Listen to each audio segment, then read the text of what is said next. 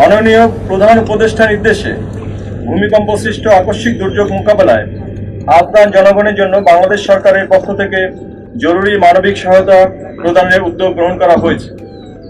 বাংলাদেশ বিমান বাহিনীর একটি পরিবহন বিমান জরুরি ত্রাণ সামগ্রী সহ আফগানিস্তানের উদ্দেশ্যে যাত্রা করবে এবং ত্রাণ সামগ্রী হস্তান্তর শেষে আজই প্রত্যাবর্তন করবে। আফগানিস্তানের এই ক্রান্তিকালে বাংলাদেশ সরকারের এহেন মানবিক উদ্যোগে সরকারের বিভিন্ন মন্ত্রণালয় ও বেসরকারি প্রতিষ্ঠান সংশ্লিষ্ট রয়েছে।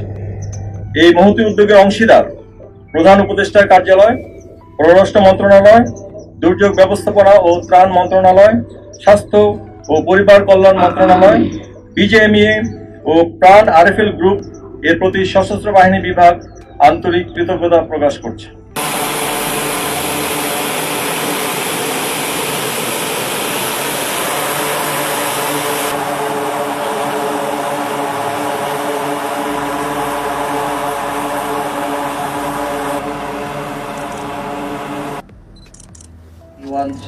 বিমানের যাত্রাকে মানব কল্যাণে কবুল ও মঞ্জুর করে নিন।